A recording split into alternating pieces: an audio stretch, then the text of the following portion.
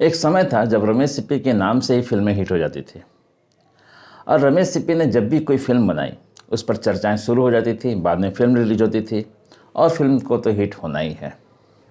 रमेश सिप्पी एक ब्रांड बन चुके थे। उनकी फिल्मों का लोगों को बेसब्री से इंतजार होता था। कहा जाता है 1995 तक रमेश सिप्पी के बारे में कि उन्होंने A to Z फिल्में की है। यानी कि 1971 में उनकी पहली फिल्म बनी थी जिसका नाम था अंदाज, जो ए से शुरू होती है, और 1995 में उनकी आखिरी फिल्म प्रदर्शित हुई थी जिसका नाम था जवाना दीवाना। और सबसे खास बात यह है कि उनकी पहली फिल्म में उस वक्त के सुपरस्टार राजेश खन्ना थे, और जब उन्होंने 1995 में अपनी अंतिम फिल्म बनाई तो उस समय के सुपरस्टार शाहरुख खान उस फिल्म में थे। लेकिन इसके बाद भी रमेश सिप्पी ने एक और फिल्म बनाई लगभग 25 साल बाद। उनकी अपनी होम प्रोडक्शन की फिल्म थी और इस फिल्म का नाम था शिमला मिर्च, जो कि 2020 में रिलीज हुई। लेकिन अनफॉर्चुनेटली रमेश सिप्पी की फिल्मों की तरह ये फिल्म न हिट हुई न चर्चा में आई। रमेश सिप्पी ने अपने कैरियर में राजेश खन्ना, शम्मी कपूर, अमिताभ बच्चन, धर्मेंद्र, संजीव कुमार, दिलीप कुमार, शशि कपूर, शत्रुघ्न सिन्हा, ऐसे बड़े बड़े स्टार के साथ काम किए, सुपरस्टार के साथ काम किए।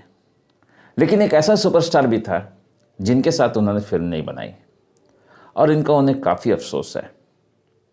हालांकि एक फिल्म बन रही थी लेकिन वो फिल्म पूरी तरह से तैयार नहीं हो पाई और ना ही रिलीज़ हो पाई। कौन सी वो फिल्म थी और इस फिल्म में कौन कौन से कलाकार थे, इस बारे में हम आपसे बात करेंगे। हेलो और नमस्ते दोस्तों, मेरा नाम है गोविंद और आप देख रहे हैं बॉली बच्चन। रमेश सिप्पी ने अपने कैरियर की शुरुआत 1971 से की थी एज ए डायरेक्टर। जब उनकी अंदाज रिलीज हुई उस वक्त राजेश खन्ना पूरे बुलंदियों पर थे और शम्मी कपूर का कैरियर एज ए हीरो धीरे धीरे खत्म हो रहा था। फिल्म का सब्जेक्ट काफ़ी अच्छा था, कैची था, लोगों ने इसे हाथों हाथ लिया। फिर रमेश सिप्पी की फिल्में बनने लगी और एक वक्त ऐसा आया जब 1975 के 15 अगस्त में एक ऐसी फिल्म रिलीज हुई जिसने इतिहास बना दिया। फिल्म का नाम था शोले। ये एक बहुत बड़ी हिट फिल्म बनी।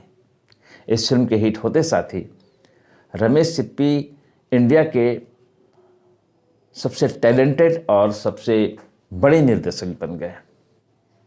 इस फिल्म के बाद उनकी कई फिल्में आई जैसे कि सागर, शान वगैरह वगैरह। और इस दौर में उन्होंने हर एक्टर के साथ काम किया, चाहे दिलीप कुमार हो, अमिताभ बच्चन हो, शत्रुघ्न सिन्हा हो। एक इंटरव्यू के दौरान उन्होंने कहा कि उन्हें अभी भी अफसोस है कि एक बहुत बड़े सुपरस्टार के साथ वो काम नहीं कर पाए।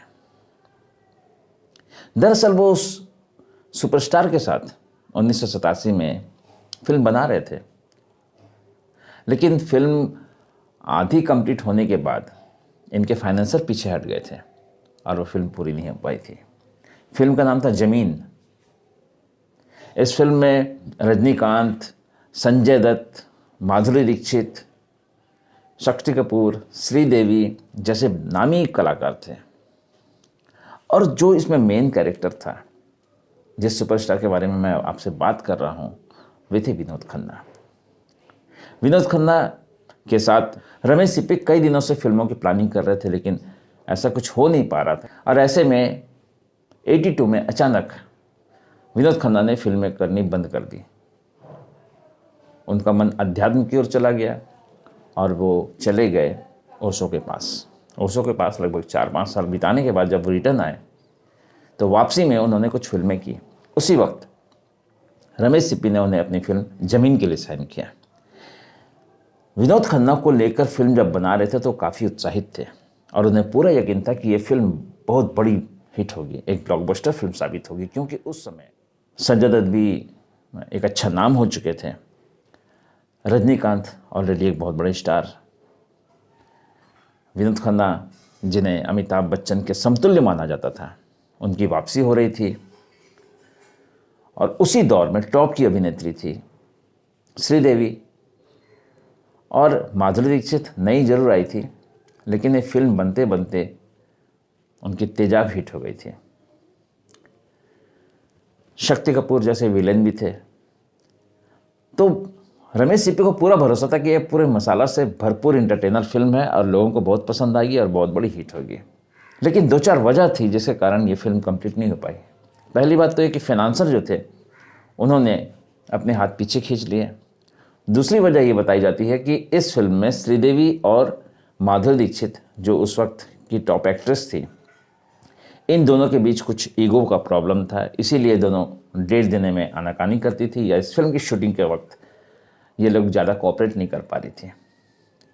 इसके अलावा भी और कुछ वजह होगी जिसके कारण ज़मीन फिल्म कंप्लीट नहीं हो पाई, जबकि इसका पोस्टर भी लगभग तैयार था। जब ये फिल्म पर्दे पर नहीं आई और उसके बाद 2017 में जब विनोद खन्ना की मौत हुई, तो उसके बाद एक इंटरव्यू के दौरान रमेश सिप्पी ने अपने इस वाक़ये को याद करते हुए कहा कि मुझे काफ़ी अफसोस है कि मैं इतने टैलेंटेड और इतने बड़े सुपरस्टार के साथ किसी फिल्म में काम नहीं कर सका। विनोद खन्ना की काबिलियत के बारे में कोई शक नहीं किया जा सकता है। उन्होंने अपनी काबिलियत हर बार साबित की है।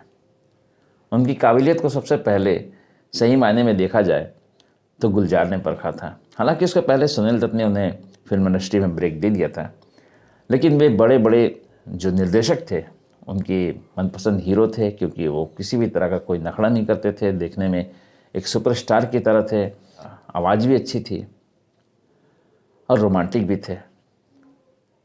तो ऐसे हीरो के साथ ना करने का अफसोस तो रमेश सिप्पी को होना ही था। तो खैर दोस्तों,